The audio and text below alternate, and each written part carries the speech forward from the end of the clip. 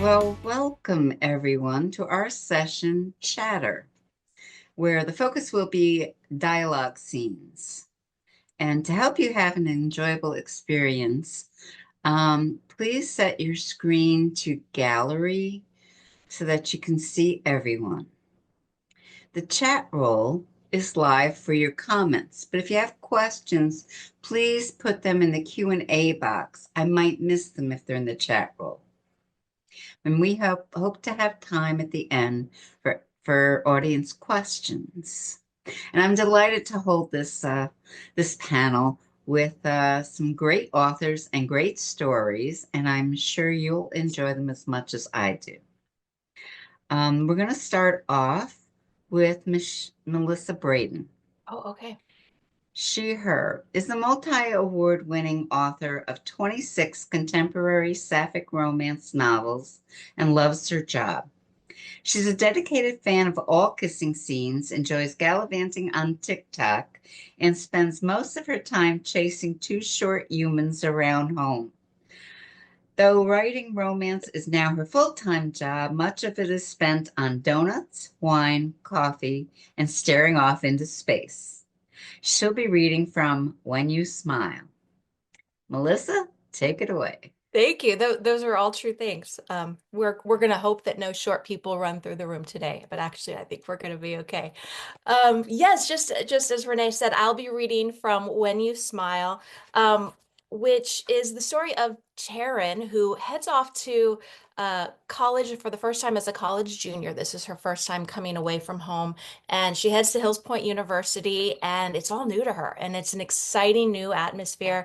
And then she runs into someone who's very familiar to her, and it's her former childhood babysitter who actually attends the university as a graduate student. And so in the scene that I'm about to read for you, Taryn is at her first college party and has gotten a little carried away. And then midway through arrives Charlie to save the day. And I did pick this particular scene because of the dialogue that we are speaking about today and how dialogue can reveal things to other people. So here we go. Yes, people, Taryn is ready to turn it loose, Sasha yelled as Taryn tossed both hands in the air, swaying her hips to the beat. Back that ass up, T. Taryn laughed and danced alongside the girls from Alexander Hall in the center of the room, losing herself to the music, the hypnotic rhythm beneath her feet, and the sense of finally being in the midst of it all. She was on her fourth or fifth cup of punch, which let her say goodbye to her inhibitions. Friends were meant to celebrate together, right?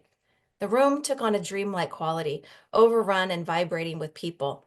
Another 2.5 solo cups later, and maybe the space around her didn't seem as stable.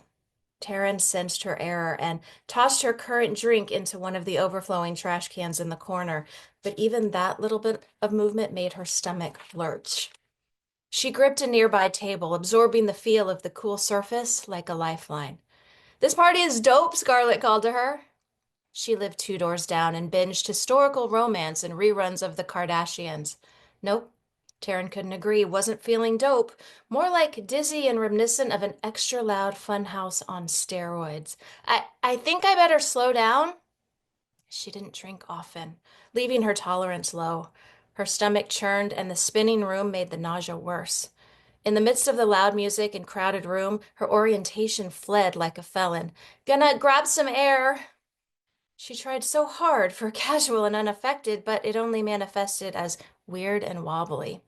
The reality was, she was getting drunker by the second. That was probably fine, right? People got drunk. She didn't usually, but new experiences were good for growth. Oh, look at that plant. Did it have a name? She would call it Melvin, so incredibly green and leafy. She couldn't remember getting there. A few minutes later, Taryn realized she was sitting on the lawn as party goers streamed in and out of the frat house. She remembered this drunken scene when she'd walked up on the party and realized she was now a part of it. She blinked and took a deep breath, realizing she probably should walk home, but she wasn't sure she trusted her jello legs to get her there. Hey, look at me. A soft hand touched her chin. You okay? She turned, and her eyes collided with big blue ones. Yeah, hi. An angel was looking down at her, a familiar one. A pause as her circling brain caught up. Charlotte, that's right, she went here. Charlie. Charlie was kneeling in front of her, perfectly sober and mature. Why couldn't Taryn be either of those things? That's me. Where do you live? Charlie's voice was soft and caring. Taryn wanted to lean into it because Charlie would make sure she was okay. That's what they used to do for each other all those years ago, wasn't it? Her childhood babysitter? Oh, Alexander Hall, but I'm fine. It's just taking a little breather, you know? She added a semi-athletic stretch, which on second thought probably didn't help her cause. Oh, I know those breathers all too well. Charlie paused, seeming to make a decision. Idea. I'm headed that way. Let's walk together. Cool, cool, Taryn said as relief descended. Here we go. Are you steady? Taryn stood, but wobbled considerably. The world tilted like a tricky carnival ride. What a minx! Me? Charlie asked. No, ha, the ground. It moves, I think. One can't be sure what's real. Charlie laughed. Okay, executive decision. Give me your hand. Taryn stared at Charlie's offered hand, caught off guard, but placed her own inside of it. The contact was instantly exhilarating, like a zap of electricity had just moved through her arm. She was holding hands with her former hot babysitter while wearing possibly the most revealing outfit she'd ever worn in her entire life. What a surreal night. How are we feeling? Do you need to stop? Charlie asked after they'd walked a little bit. Do you feel sick? Definitely sick. Stopping seems ill-advised. Instead, Taryn focused skyward. Oh, the clouds are so much more noticeable here in academia. Pillows hovering above our head like haloed professors. Man, I'm poetic when I drink. Is that right? Charlie laughed.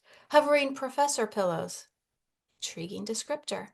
Well, you would know, being a writer and all. But then she tripped on the sidewalk, saved by Charlie, and that brought her back into the present. Whoops! Shouldn't do that. That is embarrassing. It's okay. I've got you. Why was Charlie's voice so smooth, like warm butter? Taryn remembered her boobs in those shirts from all those years ago. The white blouse she wore tonight said that they were every bit as awesome now. Taryn sighed. This is going to be mortifying tomorrow, isn't it? I'm just going to wake up in horror and have memories like a patchwork quilt. God, I love those things. Do you like quilts? Taryn asked on the steps of Alexander, gripping the railing tighter than customary. Time was fluid and rebellious. How were they here already? They just started walking. Quilts. Well, this has taken a turn. Charlie shrugged. Sure, I can appreciate a good quilt. I knew you would. I knew it. It was a lock. Charlie laughed. Also, I think you'll be fine tomorrow other than a well-earned headache. Will you, though? Me. Charlie turned to look at her, and even in the drunken haze, Taryn spotted the reservation behind her eyes. Is anyone ever really fine? Hmm. Maybe things hadn't gone so well with that boyfriend tonight. Obviously, she'd side with Charlie without a shred of information. Oh, I'm not really sure. I mean, aren't they? Taryn wanted to ask more. Actually, she wanted to know everything about Charlie. Her intrigue overflowed, but her communication skills weren't at their best right now, so she abstained. You're probably right. Hey, let's go on up to your room. That perked Taryn right up until she decoded the true meaning and what that sentence probably meant. No, I can make it on my own. You don't have to escort me. Yeah, well, that's not really an option that I'm comfortable with. Charlie continued walking, or gliding. She had such an easy, graceful way of moving. Taryn remembered it from all those years ago, the way Charlie floated through rooms. Thereby, she had no choice but to follow her, well, everywhere. Thank you very much. A wonderful reading. Thank you Aw, so thank you. much. That was great. So I have one question for you, Sure. and that is, what does dialogue bring to a story that narration doesn't, in your opinion? That's a great question. You can show a lot of things through dialogue. I think if we're looking through the lens of this scene in particular, I would zero in on the fact that Taryn's dialogue allows the reader to see her through the lens that Charlie might. We're in Taryn's head in this particular scene, and so she has certain recriminations and regrets about things that fly out of her mouth, but it's the dialogue on its own that allows us to see what Charlie is probably experiencing and to illustrate, the contrast between the character in this particular scene who's inebriated and the character who has her wits about them.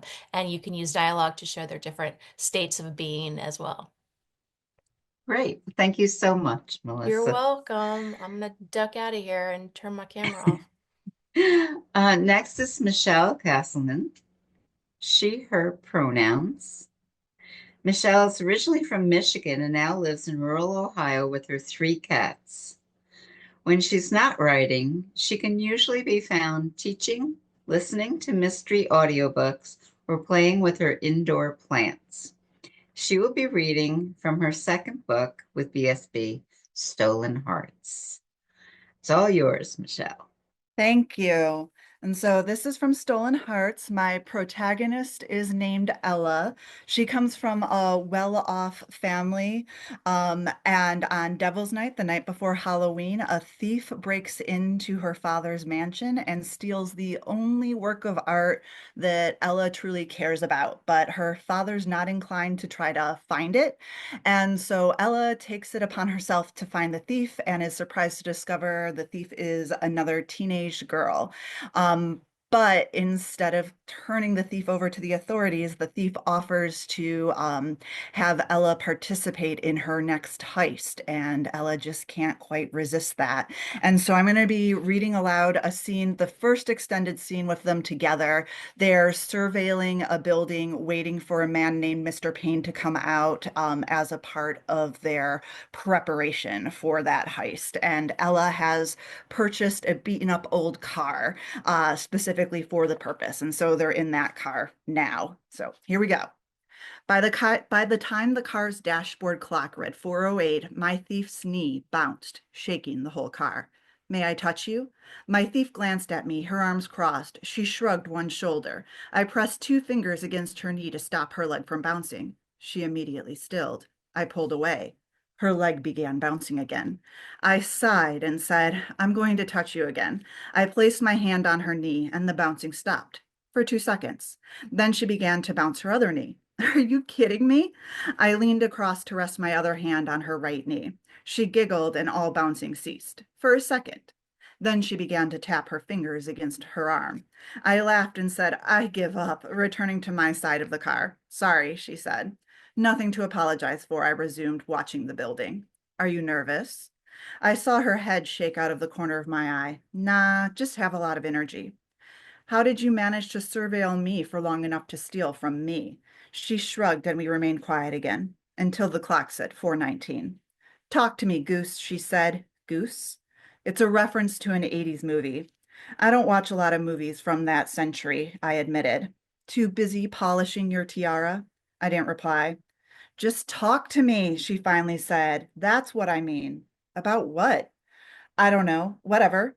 I can tell you're planning evil plots and thinking deep thoughts. Let me in on them. Let you in, I asked, holding back a smile. On my evil plots or my deep thoughts? Which one? I preferred to refer to them as stratagems. Both. I didn't respond.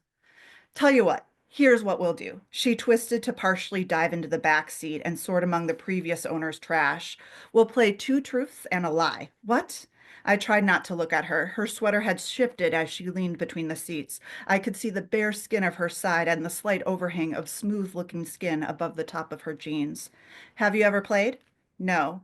I stared at Payne's building. What do the teachers do on the first day of classes at that preppy school of yours? Pre-test and teach?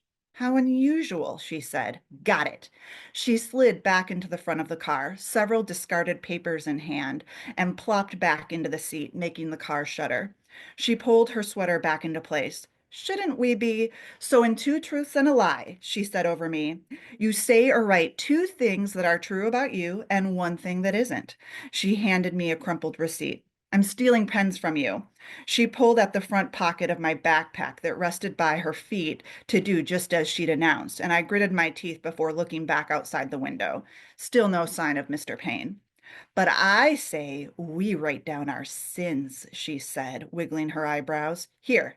She handed me one of my own pens. Write down your information. I glanced at the building. I think we need. Ugh, play with me, she shouted. You're no fun. Fine. Good. She smiled and twisted in her seat so her back would be to me as she wrote. I sighed and wrote, I've never stolen anything before, while looking at the building after every other word. I'm not allergic to poison ivy or poison oak. I had just started to write the V in Nobody Loves Me when I noticed the front door to the antique shop and a man matching the photo stepped out. That's him! I let the paper fall to the side and cranked the key to start the engine. The engine stuttered. Shit! I tried again. What are you doing? My thief demanded, covering my hand to stop me. I hadn't expected the touch and shoved her hand away. I thrust my left arm up to a defensive pose to cover my face, just like security guy had taught me. But in the process, my elbow collided with the car's horn and the car gave a strangled beep. Fuck, the thief said, ducking in her seat and staring where Mr. Payne walked. I glanced between him and her. The man definitely looked at our car before walking to a weather inappropriate Porsche in one of the spots in front of his building. What are you doing? I asked my thief. Hiding. The windows are tinted. Oh. She glanced between the windows and me. Right. I knew that. She sat back up. Well, we can't follow him now. We watched as he backed out of this parking spot and drove away. Are you sure you don't want me to follow? No, we stay here. What? But we see how long he's gone. Oh, I glanced at the clock. I can't stay long. I have to leave by 4:45 at the latest. Then we sit here until 4:45. She crossed her arms, her sheet with her two truths and a lie forgotten on the car floor. I didn't say anything. I had a similar jittery feeling that I associated with father, like I'd done something wrong, but I didn't quite know what yet. I didn't yet know the rhythm my thief set, or how to dance around it. And I'll stop there. You'll have to find out what they do in future surveillance sessions if you pick up and read Stolen Hearts. Thank you. Thank you very much, Michelle. That was a great reading too. Definitely another one I'm going to have to pick up. I'm going to be broke. Um, so for your question, do you prefer writing or reading dialogue, I and would why? Oh boy. I would say it depends on my mood. Reading, it can be a bit more passive. Like, of course, you're picturing the scenario, but it's easier, I would say. Much easier.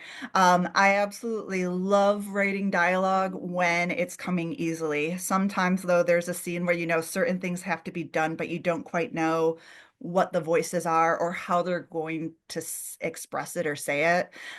So sometimes writing it can be truly difficult, but when you're in the flow, and the reason I chose the scene I did was because it was one of those where it was in the flow, it was back and forth, it was easy to write. And so that's kind of what you always hope for. And so you work and work to get to those moments. And it usually involves a lot of reading first of how others approach dialogue before you find your own approach.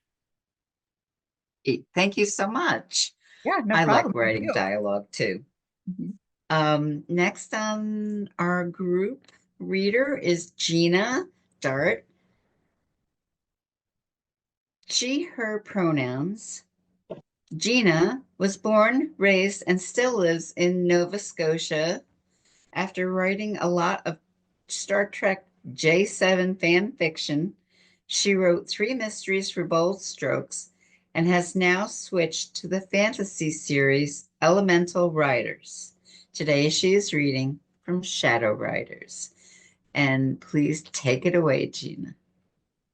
Okay, Shadow Rider in my world elementals make up a certain percentage. They control air, earth, fire, and water. And my two main characters, Shay Kendrith, is a shadow rider.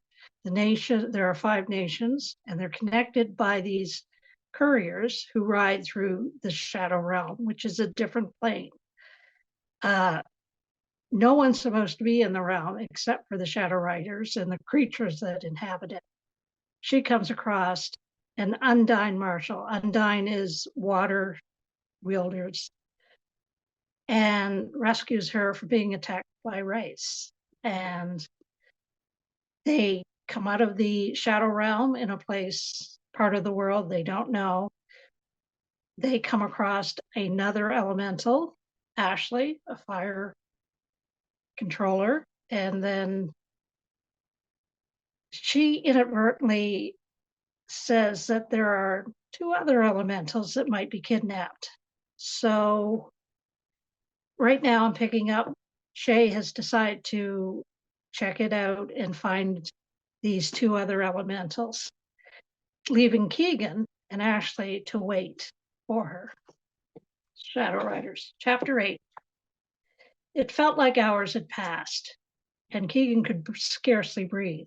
It wasn't the first time she'd had to wait for an operation to run its course while she was stuck on surveillance, but she'd never experienced such tension before. She knew it was only because it was Shay out there alone, but she wasn't ready to address what that meant to her personally in the long term. She'll be all right, Ashley said suddenly. She was sitting cross-legged next to Keegan, bow resting on her lap, the quiver strapped over her back. Several of the arrows had their heads replaced, the steel tips giving way to vials of powder, with a brief fuse inserted into each. Others glistened from oil that Ashley had applied to the heads, highly flammable, requiring only a spark to set them ablaze. I just wish I could see something, Keegan said. The only thing visible in the distance were the lights at the entrance at the top of the stairs, though Keegan doubted that Shay would try to enter through the front door. She wasn't sure there was another way in, however. It's so quiet. Quiet is good, Ashley reminded her. If things liven up, that's when you need to worry. I know. Keegan drew a sharpening stone along the edge of her sword, the scraping sound soothing in its familiarity. But I should have gone with her.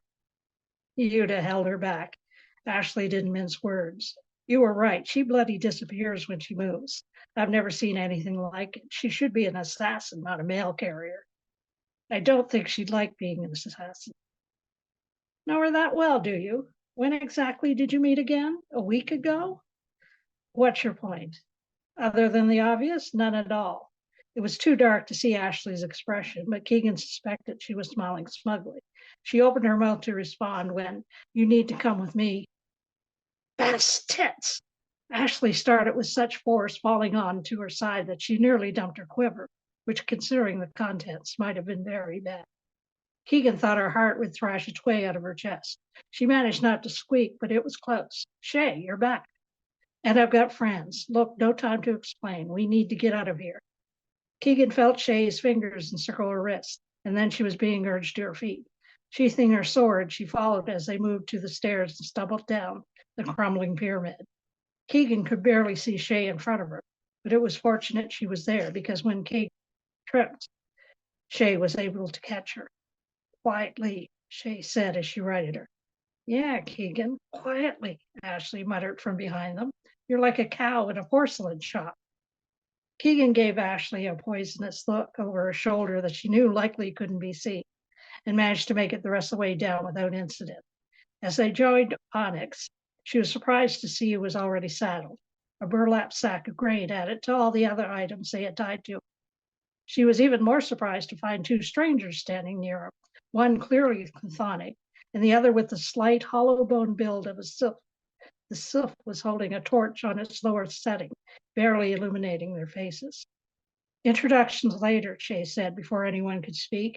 We're taking the path and leaving here before anyone knows Cassius and Larry are gone. She turned to him. Look, I'm a courier, not a guide. I don't have the proper equipment to make sure you're safe. All I can do is tie you together, but if anything attacks, well, we'll all be dead anyway, so it won't matter. What? Ashley looked incredulous as Shay wrapped a rope around her waist before moving on to Keegan. I'll lead Onyx. Each of you hang on to the saddle. Keegan and Ashley on his left, Cassius and Lyria, you're on his right. Wait, can't we discuss this? Ashley looked at the two newcomers. How about you? Any objection? You know the rational kind? The chthonic Keegan assumed was named Cassius merely shrugged. She's gotten us this far, and Laura knows I want to get as far away from here as possible.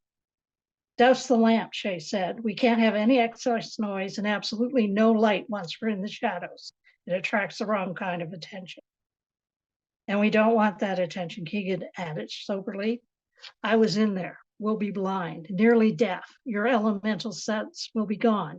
Your reserves drained. There's no moisture or flame or earth to draw upon, and barely enough air to breathe. Well, it's not like our abilities are working anyway, Lyria said.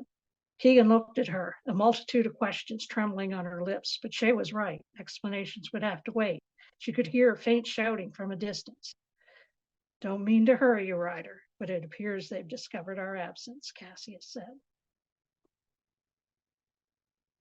And I will stop there if you want to find out if they get out of there. Try the book. Wonderful reading, Gina. Thank you so much for that. And let me get your question. Is writing fantasy dialogue harder or easier than the mysteries you've written? I have to say it's easier because whether the character is an RCMP officer or a bookstore owner or a shadow rider or an elemental, you have to remain true to their voice. You have to know who the character is, why they're that way, and how they say things is as important as what they're saying. So you've already built their world, basically. You built the RCMP officer in your mind. You built the shadow rider in your mind. I will say that fantasy, you completely control the world building. So you're 100% know you're true to their voice. I've never been an RCMP officer. I've never even been a bookstore owner. I hope I got it accurate, depending on how much research I've done. But I'm not entirely sure with real people in real world situations. Fantasy, sci-fi, much easier to deal with. But I'm much more confident in it. Well, we're glad that you are because it's wonderful. Thank you so much. And now, last but not least, certainly, is Sandy Lowe. Hello. She, her pronoun. Hello. She, her pronouns. Sandy is the senior editor at Bold Strokes Books, and she'll be reading from her third novel, The Naked Truth. And this is up to you now, Sandy. Take it away. Thank you. Fun to be on this side of the Zoom for a change. So my book is The Naked Truth. There you go. It's a sapphic romance starring Jenna, who is a PhD candidate studying sexual fantasies, and Rowan, who has her own secret reasons for wanting to participate in Jenna's research. This scene I'm about to read comes a couple days after an argument, and the only other things you need to know is that Jenna's car has broken down in a previous scene, and that Happy Hour is a local bar. Jenna pressed the audio intercom. Hello? Jenna, it's Rowan. Can you come down for a moment? Jenna's stomach somersaulted and then flopped back into place. Rowan? Is everything okay? Yes, of course. Jenna hesitated. Was Rowan upset? Did she want Jenna to calm down because she didn't want to come up? Was she saying, I don't want to be alone with you so close to a bedroom? And if she was saying that, was it because she was resisting temptation or because she was still pissed? Ugh, why was her first thought that her apartment had a bedroom? Rowan probably hadn't thought that at all. I'll be right there. Jenna jogged down the stairs as a boa constrictor wound itself around her chest. She had no time to prepare for seeing Rowan again. So anxiety kicked off its shoes and made itself at home. She found Rowan standing next to the Dodge in the lot reserved for residents. Hi. Days of obsessing about everything she should have said, and hi was the best she could do. Words were impossible when Rowan was so tall and solid in straight dark jeans broken in at the knees and scuffed brown boots, her blonde hair mussed like she just rolled out of bed. Her white t-shirt stretched across her shoulders and hinted at a body honed by hours in the gym. Jenna wanted to press her mouth to the smooth skin beneath the hollow of her throat. Rowan clearly was not having similar thoughts. She gave her a nod and held out her car key. Hi, it's fixed. I'm sorry it's so early. I asked Phil to tow it over before the shop opened. Jenna stared at the key. When I spoke to Phil, it was a write-off. He was going to try to sell it for scrap. Now it's good as new, or good enough. I did the work myself. You're lucky it's so old. If you'd had anything with fancy electronics, I'd have been sunk. Jenna took the key cautiously. You did this? Why? You were worried about affording a replacement. Rowan shrugged. How much do I owe you? Rowan frowned. Nothing. The parts were cheap and I wanted to do it. You didn't have to do that. Jenna bit her lip. She didn't want to seem ungracious, but who did this kind of thing and why? Rowan's eyes went from distant to far-flung island off the coast of Timbuktu. You're welcome. Have a nice weekend. She turned to go. Blind panic surged and shoved her anxiety off its cozy lounger. Jenna grabbed Rowan's hand before she knew what she was doing. Wait, please. Rowan stilled, letting her hand rest in Jenna's without holding it. Thank you. I don't know what to say. This is amazing. Rowan nodded. Happy to do it. Things weren't right between them, but she didn't know how to make it okay. She waved a hand at her car. Maybe you'll let me buy you a beer at happy hour sometime? Some of the frost melted from Rowan's eyes, but her smile was sad. You don't need to even the score. I'm just saying I want to pay you back somehow. I'm not used to taking from people. This whole opening up thing sucked. No wonder she never did it. But if it made things better with Rowan, she had to try. Rowan being distant wasn't an option. Rowan slipped her thumb along the back of Jenna's hand. It's not taking if it's given to you. But I won't say no. Do you have plans today? We could... Oh, Jenna pulled her phone out of her jeans and glanced at the time. I'm late. The twins, my sisters, are moving out of their dorm and they need a truck. I'm supposed to drive one down today and help them, only trucks are gold-plated and I didn't get the memo because it costs a fortune. I have a truck. Of course, Rowan had a truck, but it's not like she could ask her to borrow it. Rowan's truck would solve everything. She couldn't ask. Rowan stared her down playfully. Well? Jenna scowled, but on the inside her heart was dusting off its I heart Rowan flag. They were back to teasing. If you were a nice person, you'd offer, so I didn't suffer the humiliation of having to ask. Rowan lifted a shoulder. I've already been nice today. If you want the truck, you'll have to ask. And maybe when you do, you'll realize it's not as humiliating as you think. The heat on Jenna's cheeks went from warm summer day to Arizona heat wave. I can't. Rowan stepped into her space and put one finger under her chin, bringing their eyes level. You can. Just ask. I'll say yes. Jenna tensed with Rowan so close, so touchable, so kissable. She tried not to stare at the smooth skin just above the V of Rowan's shirt where she wanted to press from her mouth as temptation pulled slowly at her sanity. If you'll say yes, why are you making me ask? Because you need me. Rowan's voice had gone hoarse. She was staring at Jenna's mouth. Jenna's belly dipped and a rush went through her. She wanted her, which was a hell of a lot safer than needing her. Rowan, her voice came out breathy as if she'd just run up a flight of stairs. Mm-hmm. Can I borrow your truck?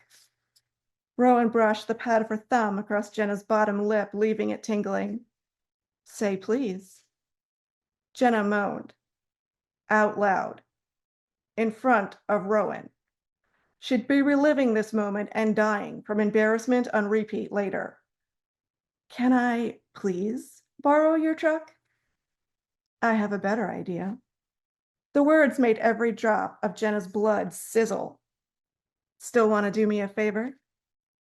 Jenna wet her lips. Was Rowan asking for what Jenna thought? Hell, what she hoped Rowan was asking for? She could do that favor all day and all night long. Then let me drive you. She stopped speaking as Rowan's words parted the haze of lust obscuring her better judgment. Jenna deflated. You want to help my sisters move? Moving sucks. If I'm with you, it won't suck. Rowan stepped back. That's the deal.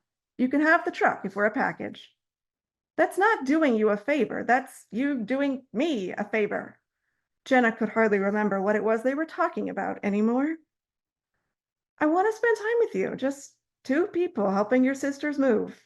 It would be doing us both a favor. She paused. I hope. Us both.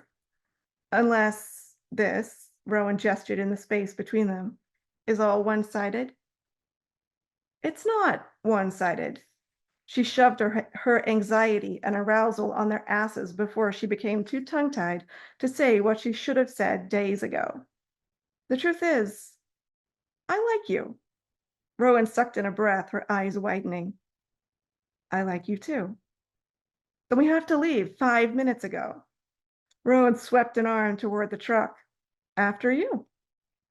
Jenna could feel Rowan's eyes on her as she climbed in and had to resist the urge to take her time. Rowan held the match that could burn her whole life down, and Jenna could barely resist fanning the flame.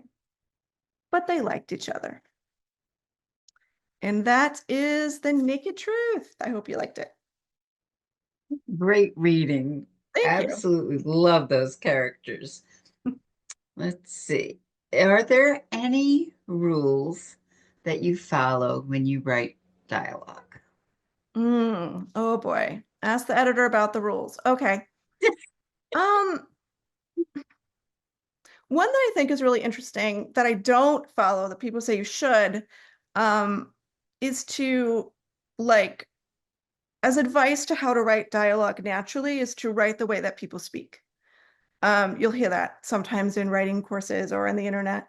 And I don't do that because if you ever actually like read a transcript where it gives you how people really speak in real life, it's awful to read. It's very disjointed, people, there's lots of right? Things like that, lots of ums. So I don't do that. But you also have to not write it kind of like woodenly, right? You want this middle ground. So I think keeping that in mind and trying to find that space where the characters get to the point, but it still comes across with some humor and some colloquialism, and things like that. Often using contractions is a good thing too. So things like can't instead of cannot, I think is great in dialogue. It makes it a little more natural. So yeah, just picking out what are those things that are important in the way that real people might speak that will come across well in writing, and what are the things that won't, would be my tip. Great advice. Thank you so much. Once the rest of our authors join us, we're going to start the Q&A session. And I'll throw out the first one and then I'll go to the chat box and see if there's any questions in there. So if you have a question, a burning question that you want a dialogue type answer for, please put it in the Q&A and I'll make sure to get them to the authors as time allows. So I'll call on people one at a time for your answers. And this is the question. Do you find writing dialogue easy or difficult? And I will start with Gina. when I write, the characters are in my head telling me what's happening. So, and I'm just writing it down. So they're saying what they're saying, and hopefully I'm getting it right. And if I don't get it right, they let me know. in So I find dialogue very easy, and dialogue is very good for world building too, because, for example, Shadow Rider, I could have spent paragraphs describing how the abilities of elementals make up the infrastructure of their society. Or I can have Shay say, oh yeah, 2 elementals come by my apartment once a year and recharge my energy crystals so my kitchen appliances work and I have lights.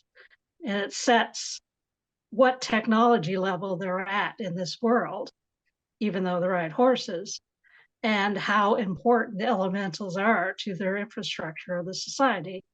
Reader hopefully didn't have to slog through 27 paragraphs to get to there. Great. Michelle? Um, yeah, so it kind of depends on if the scene is going well. As Gina said, I kind of hear the voices of my character in my head and their exchanges and back and forth. And it's often, not always, but it's often dialogue that inspires a scene or that I get the greatest inspiration from when I'm either taking a nap or just wandering around the house. It's usually the dialogue that often comes first as two people are connecting or disconnecting or arguing and kind of talking and bickering, I guess, a lot of the time. And so those are usually the moments where like I have to pause whatever I'm doing and be like, okay, I cannot lose that dialogue. I must write it down. And so it's wonderful when it comes easily and when it flows. So that's what you always hope for. Great. Thank you. Sandy? I really like to write dialogue. I think if I had my way, my characters would just, be standing there in a bare room talking to each other for the entire book. I think I need to team up with Gina because I'm really bad at setting and world building and all those other things. So yeah, I would definitely say that I really like to write dialogue. It's all the other stuff around it that is more of a struggle for me. There are moments when I would just like them to talk and I don't have to worry about details either. So, Melissa? Yeah, I completely agree. I love writing dialogue. It's probably my favorite, and it's a tool that I keep in my back pocket when I'm stuck, when I sit down in the chair to write and I can't quite come up with where I want to go. I write myself a pass and say just start with dialogue, and that's a good jumping off point to kind of get myself unstuck. And I also come from a background of theater, and that was my job prior to writing. And in that world, we only have dialogue to rely on for communication and for showing our audience what is happening. And so I think it's a little bit, it feels like going back to my roots when I just sit down and it's almost like writing a script. And then I can go back in and fill in the rest of the scene and the narration. But that's not my favorite part. Writing dialogue is by far the best.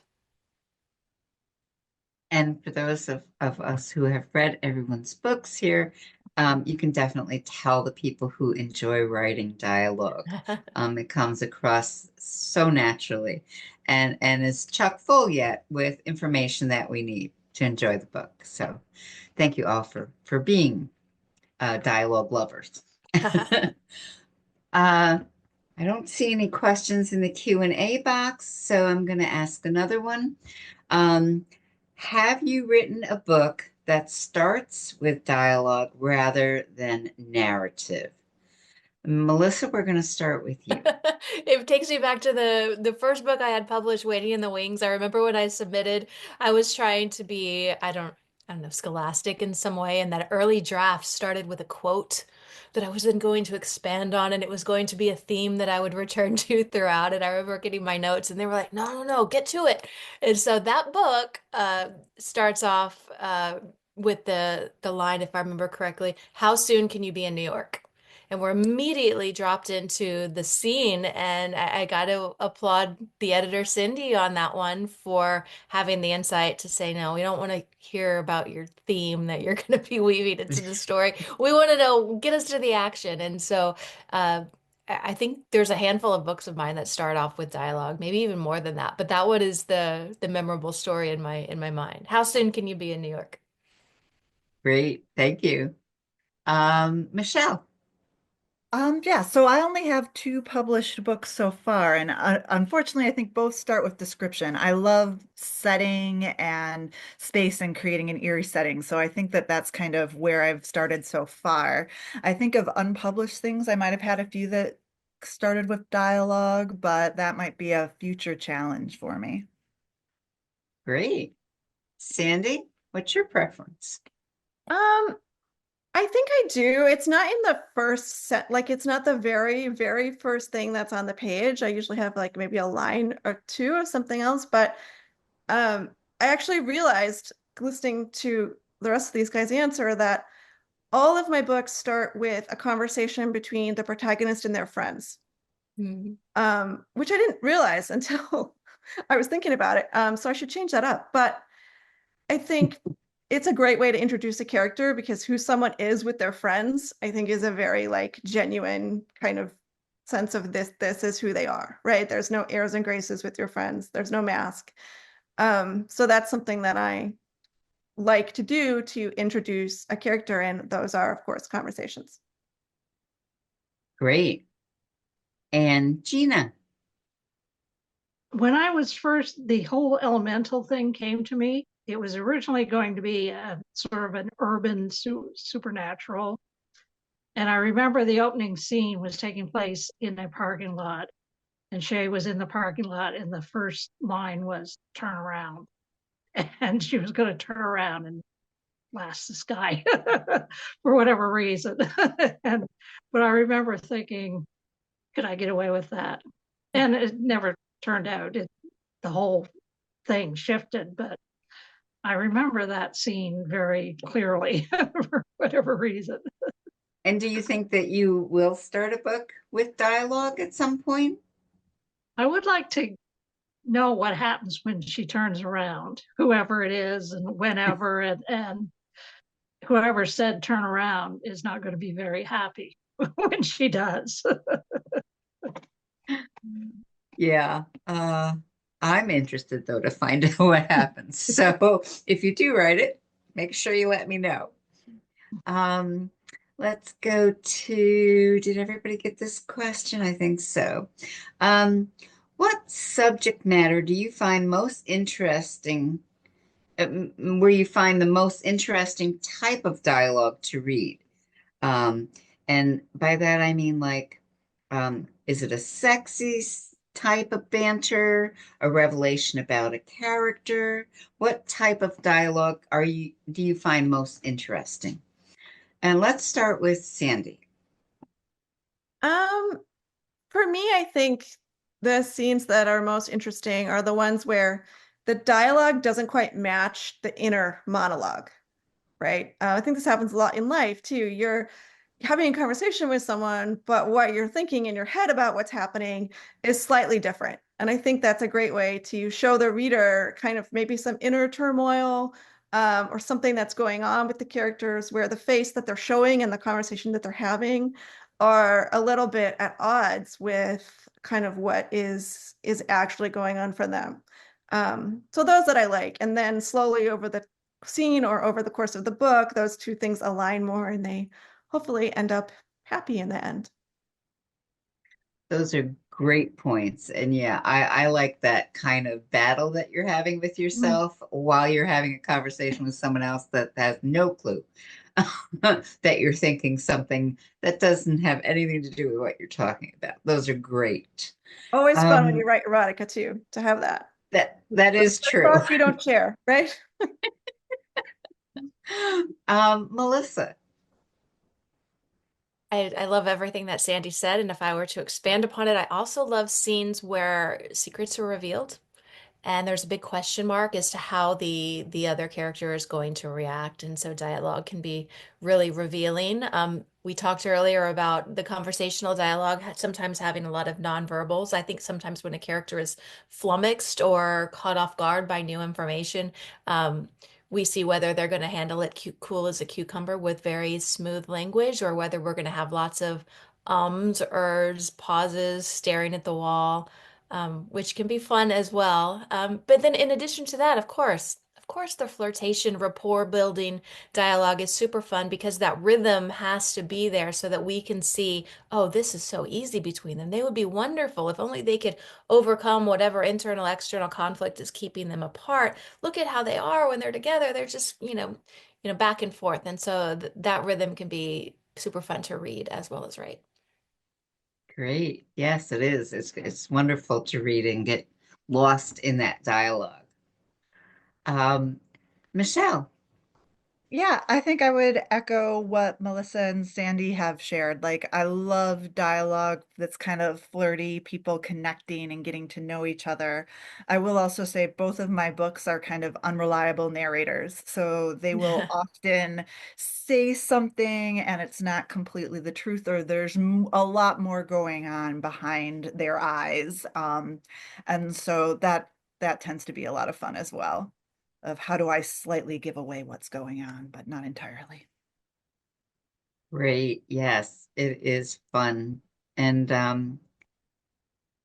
we have a lot of books to choose from. So make sure everybody goes to the sale and looks for some of your new authors and some of your favorites.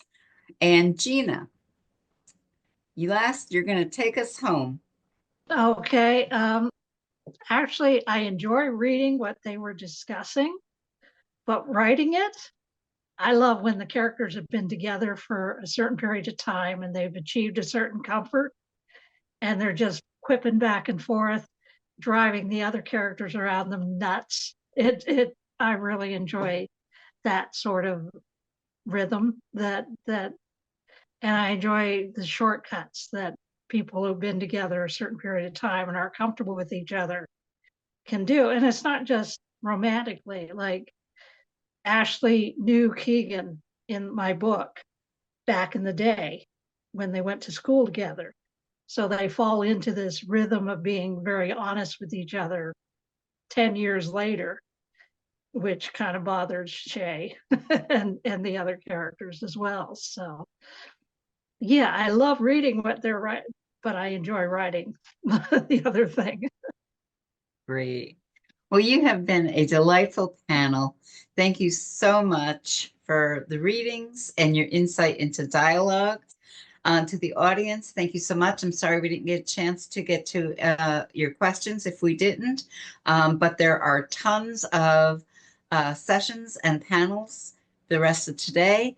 Please join them, and thank you all for being here. Thank Thank you, you. Renee. Have a good weekend. Be safe, Bye. everyone, and warm.